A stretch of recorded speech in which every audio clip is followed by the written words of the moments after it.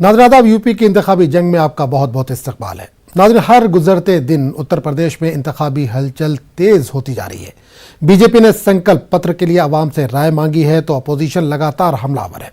Opposition का कहना है कि हुकूमत ने काम ही नहीं किया है तो तरक्याती कामों के नाम पर वो आवाम के दरमियान जाएगी कैसे, इसलिए इसने एक बार फिर मजहब की सियासत शुरू कर दी है। वहीं MIM के अलीगढ़ जिला सदर ने एक बयान देकर माहौल को और गर्मा दिया है।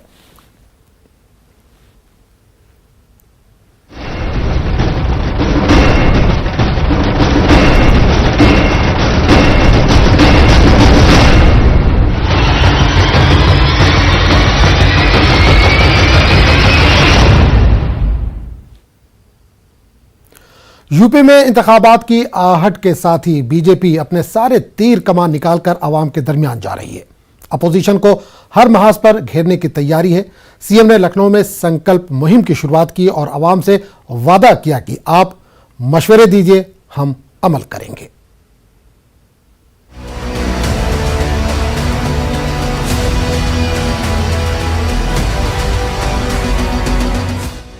स्टेज पर हाथ उठाए हुए बीजेपी लीडरों की जो तस्वीर दिखाई दे रही है, इन तस्वीरों के साथ बीजेपी एक बार फिर आवाम के दरमियान जा रही है। ये कोई संकल्प पत्र नहीं है, बल्कि इसमें राय आपकी होगी, संकल्प बीजेपी को होगा। मतलब साफ है कि बीजेपी अपने मंशूर में अवामी मसाइल को अवाम से पूछकर शामिल करेगी और इक़्तिदार में वापसी के बाद उस एजेंडे पर काम किया जाएगा। हमने राजनीतिक दलों को परंपरागत घोषणा पत्र से हट करके संकल्प पत्र जारी किया था। संकल्प वही जिसका कोई विकल्प नहीं। बीजेपी एक बार फिर लोगों को भरोसा दिलाने की कोशिश में है। अपने संकल्प पत्र में इनके मसाइल को शामिल कर रही है ताकि लोगों को बराह रास्त बीजेपी से जोड़ा जा सके। योगी आदित्यनाथ ने लखनऊ में इस मुहिम का आगाज किया और अपोजिशन पर जमकर हमला किया। 2017 के पहले हर नियुक्ति विवादित होती थी, क्योंकि एक खानदान निकल पड़ता था वसूली के लिए। महाभारत के सभी रिश्ते सामने आ जाते थे। कहीं काका वसूली कर रहा है, कहीं चाचा वसूली कर रहा है, कहीं भांजा, कहीं भतीजा, ये सभी वसूली में निकल पड़ते थे। प्रदेश के नौजवानों के भविष्य के साथ खिलवाड़ होता था। 2017 के बाद 4.5 लाख नियुक्तियां हुई, कोई विवाद नहीं, न भाई भतीजावाद, न क्षेत्रवाद, न जातिवाद। आवाम को इलेक्शन का इंतजार है। बीजेपी इलेक्शन में जाने की तैयारी कर रही है, लोगों को अपने साथ जोड़ने की कोशिश कर रही है और बीजेपी लोगों के ख्वाबों को फिर से सच करने की बात कर रही है। लेकिन अपोजिशन को बीजेपी के वादों और इरादों पर भरोसा नहीं है। ये लोक संकल्प पत्र है इनका, और ये मैं अगर एक एक चीज अभी देखना कूदना शुरू कर देंगे बीच में। पेज नंबर 1 पे गन्ना भुगतान 14 दिन में हुआ नहीं हुआ, गन्ना बकाया 120 दिन में पुराना क्रशिंग सीजन है करंट की बात हुआ नहीं हुआ, 20,000 करोड़ का मुख्यमंत्री सिंचाई फंड। ये इतने बड़े झूठे लोग हैं कि पूरी दुनिया में झूठ की पाठशाला इनको चलानी आती है, और बड़े नेता विधायक मुख्यमंत्री सबसे ज्यादा झूठ बोलते हैं और कार्यकर जो प्रवक्ता उनसे भी ज्यादा बोलते हैं। इन्होंने कहा 5 वर्षों में 70 लाख रोजगार देंगे, इनसे पूछे कहां इस पे बात ही नहीं करते। बीजेपी बरसर इक़्तिदार है, इनकी पॉलिसियों पर हुकूमत को अपोजिशन ने घेर रखा है। लेकिन बीजेपी के रियासती सदर ने एक बार फिर कहा, भरोसा करें, हमारी हुकूमत वो सब करेगी जो आप ख्वाब देखते हैं। 6 महीने में, साल भर में हमेशा मैं जनता के दरबार में गया हूं, फिर जनता के दरबार में जा रहा हूं। जो संकल्प लिया था वह संकल्प मैं पूरा किया हूं, लेकिन फिर भी कुछ छूट गया है, कुछ ऐसी बातें छूट गई है तो सुझाव में डालिए। खैर, अब वक्त आ गया है आवाम के बीच जाने का। हुकूमत को 5 साल का हिसाब देना होगा, तो वहीं अपोजिशन को अपने वादे पूरे करने की आवाम को यकीन दहानी करानी होगी। जिनके दावों पर आवाम को एतमाद होगा, हुकूमत उसी की बनेगी। लेकिन हुक्मरान जमात अपोजिशन की तारीख बता रही है तो अपोजिशन हुकूमत को आईना दिखा रही है। सम्मान नहीं मिलता था इस राज्य में। आप 15 सालों से सरकार देखें, केवल भ्रष्टाचार और जातिवाद नियुक्तियां, ट्रांसपोर्ट उद्योग के अलावा क्या था इस राज्य के अंदर? कुछ था क्या? आपने 15 साल इस राज्य को देखा है। गुंडई की पराकाष्ठा, भ्रष्टाचार की पराकाष्ठा, अंगूठे से लेकर सर तक भ्रष्टाचार में डूबे हुए राज्य को पहली बार एक ईमानदार मुख्यमंत्री, जिसकी सोच भी ईमानदार और सोच भी, यही फर्क है, साफ फर्क दिखता है मित्रों उत्तर प्रदेश के विकास में। समाजवादी पार्टी ने लैपटॉप दिए और भारतीय जनता पार्टी ने युवाओं को लाठी दिए, फर्क साफ है। समाजवादी पार्टी ने बेहतरीन टेक्नोलॉजी के साथ आज के समय की जरूरत की 1090 दी, और वही भारतीय जनता पार्टी में जिस तरीके से हाथरस में अत्याचार हुआ, एक बेटी के साथ अत्याचार हुआ, ये फर्क साफ है। समाजवादी लोगों ने मुफ्त सिंचाई दी थी, मुफ्त लोहिया आवास दिए थे, और इन्होंने थार किसान पर गाड़ी चढ़ा दी थी, ये फर्क साफ है। समाजवादी सरकार में मेट्रो मिली, कई जगह पर मेट्रो मिली, एक्सप्रेसवे बनवाई, क्यूटो का सपना दिखाना, ये फर्क साफ है। समाजवादी सरकार ने बेटियों को रानी लक्ष्मीबाई सम्मान दिया, इन्होंने पंचायत चुनाव में बेटियों की साड़ी खिंचवाई, फर्क साफ है। किसके दावों में कितना दम है, इस पर आवाम को फैसला करना है। ये आवाम को तय करना है कि किसको इक़्तिदार में रखना है और किसको बाहर का रास्ता दिखाना है। Bureau report, news 18 Urdu. आमतौर से पर्दे के पीछे रहकर बीजेपी की मदद करने वाला आरएसएस यूपी चुनाव में पहली बार बीजेपी के हक में खुलकर चुनाव प्रचार कर रहा है। आज़ादी का अमृत महोत्सव की सरकारी तकरीबात आरएसएस और बीजेपी के मुश्तरका चुनाव प्रचार का जरिया बन गई है। इन तकरीबात के जरिए बीजेपी आरएसएस के साथ मिलकर जमकर चुनाव प्रचार कर रही है। पेश है ये खास रिपोर्ट।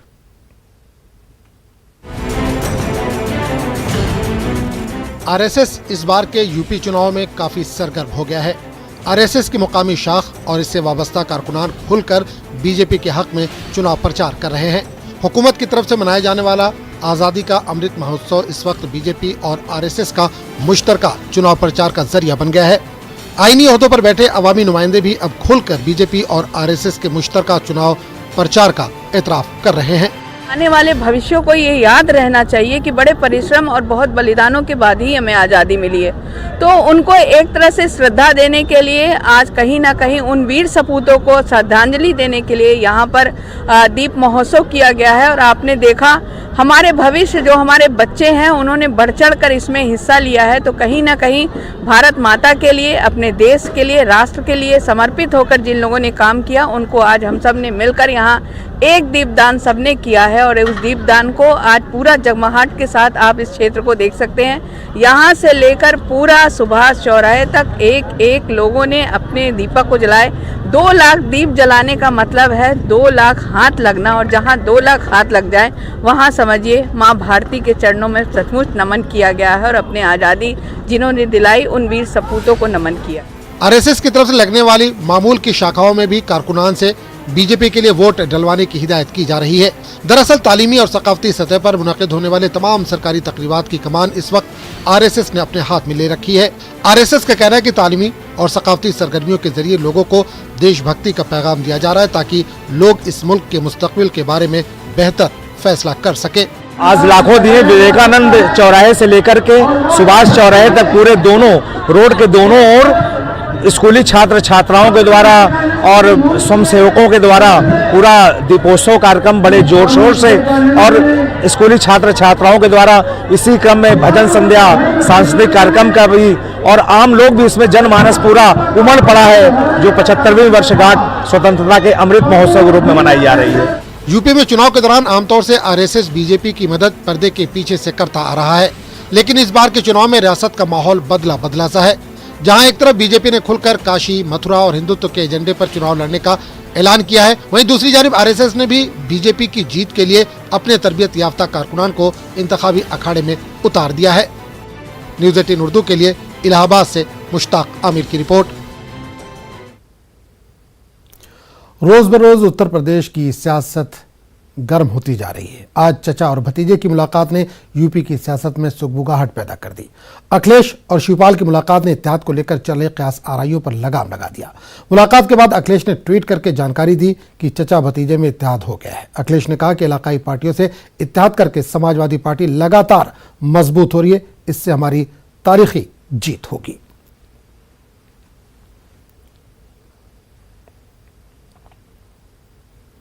उधर इंतखाबात करीब देख बीएसपी ने भी अपनी सरगर्मियां तेज कर दी हैं। बीएसपी के कौमी जनरल सेक्रेटरी सतीश चंद्र मिश्रा शाहजहांपुर पहुंचे। रास्ते में जगह जगह इनका इस्तकबाल किया गया।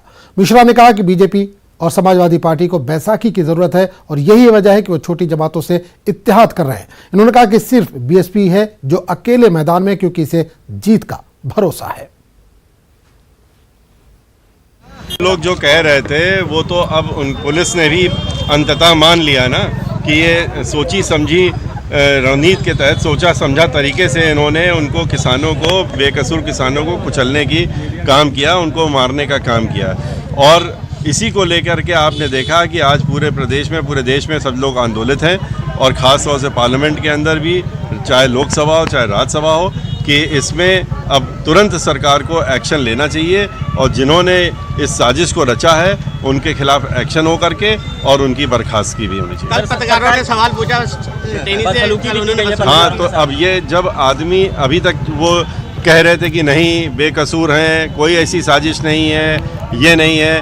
अब जब पत्रकार शुरू से ये कह रहे थे, उन्होंने खुलासा किया था, पूरे देश के पत्रकार जो वहाँ मौजूद थे, कि ये साजिशन हुआ है और ये सोची समझी तरीके से हुआ है। अब चूंकि वही चीज़ सामने आ गई, उनकी झूठ खुल गई, पत्रकार जब उनसे सवाल कर रहे हैं तो उनको उलझन हो रही है और उनके साथ बदसलूकी कर रहे हैं। इसकी हम लोग भर्त्सना करते हैं। सर, एक सवाल, ये भाजपा और सपा लगातार छोटे छोटे दलों से गठबंधन कर रहे हैं, जबकि बीएसपी निकला चलो की राह पर। ऐसे में बीएसपी कैसे निपटेगी?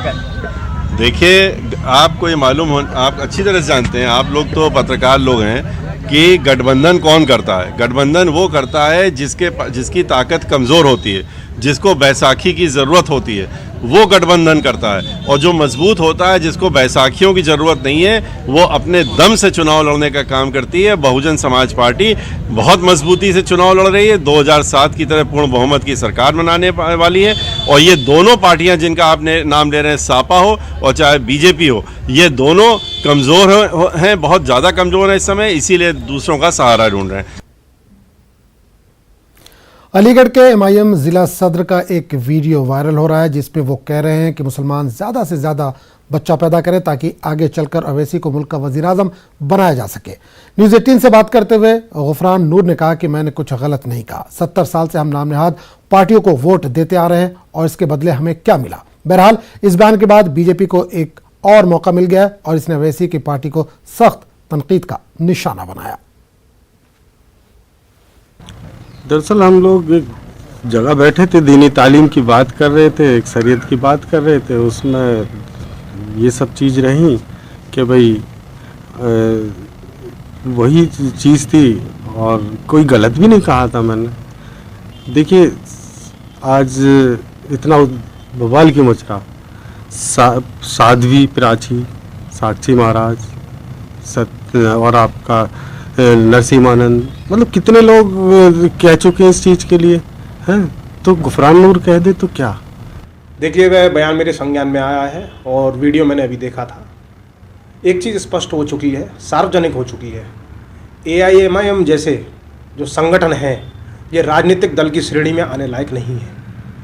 इनका जो आधार है, इनका मूलभूत जो इनका उद्देश्य है और जो इनकी विचारधारा है, वह हिंदू विरोध और हिंदू धार्मिक जितनी गतिविधियां उनका विरोध करना, इस देश के पतन की पूरी रचना करना, इस देश के बंटवारे की रचना करना और इस देश को बर्बाद करने का उद्देश्य, यही इन राजनीतिक दलों का, यही इन संगठनों का उद्देश्य रहता है। कह रहे हैं कि बच्चे पैदा करना और उनको ओबीसी को तो वो बनाना है प्रधानमंत्री, ठीक है, और शौकत अली को जो है मुख्यमंत्री बनाना है। बच्चे पैदा तो जानवर भी कर लेती हैं, ये दिमाग में रख लीजिए, लेकिन उनको अच्छे संस्कार देना, उनको संस्कार बनाना, भारत का, देश का, समाज का एक अच्छा नागरिक बनाने का भी दायित्व हम लोगों का है। ऑल इंडिया मजलिस इत्तेहादुल मुस्लिमीन के लीडर गुफरान नूर के बयान के बाद सियासत तेज हो गई है। मजहबी रहनुमा मौलाना वसीम अहमद का कहना है कि कानून किसी एक के लिए नहीं बनता, इंतखाबात करीब है और ये लोग उत्तर प्रदेश में अपनी जमीन तलाश करें, लेकिन यूपी का मुसलमान इनके साथ नहीं जाएगा। देखिए, जो आबादी की बात है कि हमारी आबादी बढ़ेगी तभी हम राज करेंगे, तभी प्रधानमंत्री बनेंगे, तो इनको जो है इलेक्शन का पीरियड आ गया है। इलेक्शन का समय आते ही और सब लोग यहाँ पर उत्तर प्रदेश में जगह जगह जाकर लोगों को बता रहे हैं, लोगों को गुमराह कर रहे हैं। इसलिए मैं आपसे कहना चाहता हूँ कि बीजेपी की जो बी टीम है उनकी सोच, उनकी सलाहियत, उनकी समझ में ये आ रहा है कि हमारे साथ में इस प्रदेश की जनता नहीं है और उन्हें खूब अच्छी तरह पता है। इन्होंने हर जगह जाकर अपनी पूरी ताकत, पूरी जितना भी इनके अंदर जो है सलाहियत थी, सब कुछ इन्होंने लगा लिया है और यहाँ की जनता उनके साथ नहीं है। और ये जो बयान दे रहे हैं और कानून की बात कर रहे हैं, तो कानून हमारे लिए सिर्फ अकेला हमारे लिए कानून नहीं है, कानून सबके लिए, हर वर्ग के लिए है, सिर्फ हमारे लिए ही नहीं है। ये बयान गलत सही बयान ना दें, यही मैं कहना चाहता हूं। उत्तर प्रदेश में असेंबली इंतखाबात के मद्देनजर मुस्लिम पर्सनल बोर्ड ऑफ इंडिया ने अवाम से अपील की है। इनका कहना है कि अमन पसंद और सेकुलरिज्म में यकीन रखने वाले लोग बेदारी का सबूत दें। अवाम ऐसी सियासी जमात को वोट दे जो मुल्क व कौम के लिए बेहतर हो, जो सबकी भलाई के लिए काम करे। बोर्ड के सदर कारी यूसुफ अजीजी ने मुसलमानों से अपील की है कि वोट बैंक को तकसीम ना होने दें, सियासी हिकमत अमली अपनाकर फ़िरका परस्त ताकतों को शिकस्त दें। मुस्लिम पर्सनल बोर्ड ऑफ इंडिया ने अभी तक किसी मखसूस सियासी जमात की हिमायत या मुखालफत का ऐलान नहीं किया है। मुस्लिम पर्सनल बोर्ड ऑफ इंडिया की जानिब से गुजारिश करूंगा कि जो भी हजरात हैं वो किसी एक जमात को मुंतखब करके वोट देवें, ताकि आने वाले अय्याम में सब मुसलमानों के लिए भी आज़ादी रहे और हिंदू भाइयों के लिए भी आज़ादी रहे, सिख और ईसाइयों के लिए भी आज़ादी रहे। और ये अमन व अमान का पैगाम इस्लाम देता है, इसलिए मुस्लिम पर्सनल बोर्ड ऑफ इंडिया अमन व अमान ही का पैगाम देगी आपके लिए। तो कुछ ऐसी फिक्र नहीं है कि किसी के बारे में हम मुआवनत करें या मुआफ़क़त करें या मुखालफत करें, मगर ये देखेंगे कि कौन सी जमात जीत रही है, हम उसी का फेवर करेंगे और पसंद भी करेंगे। प्रोग्राम का सिलसिला जारी रहेगा, लेकिन एक छोटे से वक्फे के बाद।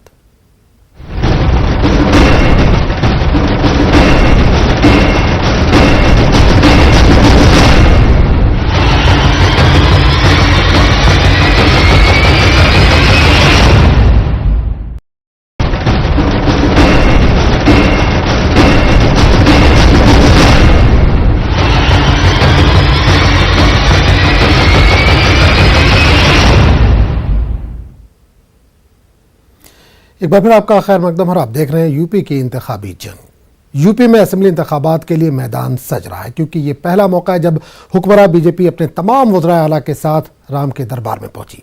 अपोजिशन को एतराज़ है क्योंकि बीजेपी मजहब के नाम पर इलेक्शन लड़ने की तैयारी करी है, जिसकी झलक पहले काशी में नजर आई और अब अयोध्या की तस्वीरों ने पूरा मंजरनामा साफ कर दिया है।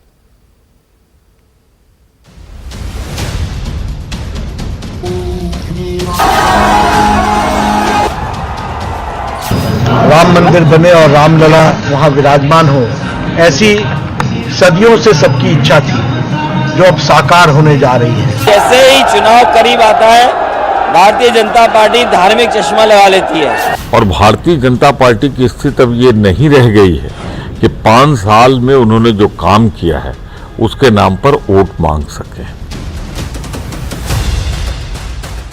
तो क्या यूपी इंतखाबात एक बार फिर मजहब और जात पात के नाम पर लड़े जाएंगे? क्या अपोजिशन पार्टियां बीजेपी की मजहबी चालों में फंसकर खुद ही सेल्फ गोल कर बैठेंगी? क्योंकि काशी में बीजेपी ने जो मंथन किया था, अयोध्या की सरजमीन और राम के दरबार से ये वाज़े पैगाम दिया गया है। हर भारतवासी के लिए राम मंदिर बने, भव्य राम मंदिर बने और रामलला वहाँ विराजमान हो, ऐसी सदियों से सबकी इच्छा थी जो अब साकार होने जा रही है। ऐसे शुभ घड़ी पर हम सबको आने का सौभाग्य मिले, ये रामलला की कृपा है। अयोध्या में राम का मंदिर बन रहा है, सालों से अधूरा ख्वाब पूरा हुआ, लेकिन जैसे ही बीजेपी की हुकूमत वाली रियासतों के वज़राए आला ने राम के दरबार में माथा टेका तो वैसे ही अपोजिशन के हमले तेज हो गए। से ही चुनाव करीब आता है, भारतीय जनता पार्टी धार्मिक चश्मा लगा लेती है और हर चीज धर्म के आधार पर देखती है। इस देश की और प्रदेश की जनता और खासकर उत्तर प्रदेश की जनता, किसान आय दोगुनी मांग रहा है, नौजवान नौकरी रोजगार मांग रहा है, जो कमाई आदि हुई है, महंगाई बढ़ी है, उस पर संतुलन कैसे बनाएंगे। तो क्या बीजेपी को शिकस्त का खौफ है, जैसा कि अखिलेश यादव इल्जाम लगा रहे हैं? क्या बीजेपी तरक्काती मसाइल लेकर आवाम के पास नहीं जाएगी? क्या बीजेपी हिंदुत्व को हथियार के तौर पर इस्तेमाल कर रही है अपनी जमीन को बचाने के लिए? ये वो सवाल है जो अपोजिशन मुसलसल आवाम के दरमियान उठा रही है, क्योंकि कांग्रेस लीडर प्रमोद तिवारी महसूस करते हैं कि बीजेपी ने ऐसा कोई काम नहीं किया जिसे वो आवाम के दरमियान लेकर जा सके। उत्तर प्रदेश की जनता सब समझ रही है, देश भी देख रहा है कि जब चुनाव सामने है और भारतीय जनता पार्टी की स्थिति अब ये नहीं रह गई है कि 5 साल में उन्होंने जो काम किया है उसके नाम पर वोट मांग सके, तो प्रधानमंत्री से डुबकी भी लगवा दे रहे हैं, उससे भी काम नहीं चल रहा है, पुष्प वर्षा भी करवा दे रहे हैं, फिर भी 100 के ऊपर नहीं जा रहा है आंकड़ा। तो अब सारे देश के मुख्यमंत्री बुलाए गए हैं। खैर ये बात तो तय है, बीजेपी अपने असल एजेंडे के साथ अवाम के दरमियान जाएगी। हिंदुत्व का अखाड़ा होगा, कौम परस्ती का नारा होगा, तरक्की तो एक बहाना है और इन नारों के साथ 2022 की इंतखाबी जंग होगी। देखना होगा कि कौन इख्तिदार के करीब पहुंचता है। क्या बीजेपी दोबारा इख्तिदार में आने का ख्वाब पूरा कर पाएगी? ये सवाल इसलिए कि जनता जनार्दन है, वो जिसके हक में फैसला करेगी हुकूमत उसी की बनेगी। Bureau report, news 18 Urdu. मरकजी वज़ीर मुमलिकत बराए दाखिला अजय कुमार मिश्रा की बरतरफी को लेकर कानपुर में कांग्रेस कारकुनों ने जबरदस्त एहतजाज किया। एहतजाजियों का कहना था कि लखीमपुर मामले में SIT रिपोर्ट आने के बाद भी मीडिया एहलकारों से बदतमीजी करने वाले अजय कुमार मिश्रा को हुकूमत बर्खास्त क्यों नहीं कर रही है। जो हमारा गृह राज्य मंत्री है, जिसको सरकार का संरक्षण प्राप्त है, वो आज पूरे देश को ललकार रहा है। आज जो देश का एक स्तंभ है पत्रकार, आज उनकी बेइज्जती कर रहा है और देश के प्रधानमंत्री और देश के गृह मंत्री अमित शाह को अब तक कान में चू नहीं रहा है कि ये पूरे देश की बेइज्जती कर रहा है, किसानों का अपमान कर रहा है, किसानों की हत्या करा रहा है, उसको बर्खास्त नहीं कर रहा है। इसलिए हम लोग प्रदर्शन कर रहे हैं कि आज हमारे पत्रकार भाइयों के साथ भी बदतमीजी हुई है, देश के सभी लोगों के साथ बदतमीजी कर रहा है। इसको बर्खास्त किया जाएगा, जब तक बर्खास्त नहीं किया जाएगा हम लोग ये प्रदर्शन जारी रखेंगे, अंतिम सांस तक लड़ेंगे इस आप लोगों के लिए, पत्रकारों के लिए। लखीमपुर खीरी मामले में SIT की रिपोर्ट आने के बाद अब कांग्रेस पार्टी ने मरकजी वजीर के इस्तीफे का मुतालबा तेज कर दिया। आज अलीगढ़ में DM ऑफिस पर एहतजाजी मुजाहरा करते हुए कांग्रेस लीडरान ने हुकूमत की जमकर तनकीद की और कहा कि किसानों की मौत रायगा नहीं जाएगी। हुकूमत ने अभी तक कोई कार्रवाई नहीं की है। कांग्रेस लीडर विवेक बंसल ने कहा कि अखलाकी जिम्मेदारी कबूल करते हुए पूरी हुकूमत को ही इस्तीफा दे देना चाहिए। ये जो SIT की जो हमारा चल रहा है, जिसमें लखीमपुर और मैं चाहता हूँ जो मंत्री जी को बरकरार नहीं करा गया से किसानों को रौंदा, उस प्रकरण की जांच हुई और जांच के बाद जो निष्कर्ष SIT टीम का निकला वो ये था कि इन्होंने जानबूझ के ये साजिशन इन लोगों की हत्या की है। तो जब ये सब चीज़ें स्पष्ट हो गई और मंत्री का पुत्र, मंत्री भी उसमें लिप्त पाया गया, हमारी मांग हमारे नेता राहुल गांधी, प्रियंका गांधी, कांग्रेस पार्टी की पहले दिन से मांग है कि मंत्री का इस्तीफा होना चाहिए। तो इतना सब कुछ आने के बाद एक तरफ आप स्वच्छता की राजनीति की बात करते हैं, दूसरी तरफ पूरा परिवार उसमें लिप्त है जिस तरीके से, इस पे तो मेरा ये मानना है कि नैतिकता हो तो पूरी सरकार को इस्तीफा दे देना चाहिए। हम तो सिर्फ मंत्री का ही इस्तीफा मांग रहे हैं। यूपी में इंतखाबात की आमद है। हुकूमत तरह तरह की स्कीमों से वोटरों को लुभाने का काम कर रही है। 12 दिसंबर से प्रधानमंत्री गरीब कल्याण अन्य योजना के तहत मुफ्त राशन तकसीम किया जा रहा है, जिसमें गेहूं, चावल, चना, तेल, नमक सब शामिल है। पैकेट पर वज़ीर आज़म और वज़ीर आला की तस्वीरें भी लगाई गई हैं। पर राशन डिपो से जो राशन दिया जा रहा है, इसमें जमकर गड़बड़ी की जा रही है। गरीबों से डिलीवरी के नाम से जहां पैसे वसूले जा रहे हैं, वहीं पैकेट फाड़कर इसमें से सामान भी निकाल लिया जा रहा है और दोबारा इसको टेप लगाकर पैक करके गरीबों को दिया जा रहा है। जैसे हमरे चना में से टेप लगा चना निकल गया। अच्छा, किसने निकाला है? अब हम नरेश कन्वजिया निकाले, नौर को निकाला, हमका वहाँ से प्राप्त हुआ। अच्छा, रुपये लेन कुछ 10 रुपया काहे का? कहीं नहीं, कहीं जो भाड़ा लगाए 10 रुपए लेन है। हाँ। सही लेन की? हाँ, सही लेन। ये टैप कहाँ मारी, कहाँ मारी? देखो यू देख, जब टैप खोलो देखिए, टैप कहाँ लगाई? तो फाड़ के निकाली नहीं का? कैसे निकाले नहीं बताओ। टैप लगा दी ना। अब हमका मिला। तो यूपी की इंतखाबी जंग में फिलहाल इतना ही। अगले बुलेटिन में आपसे फिर मुलाकात होगी। आदाब।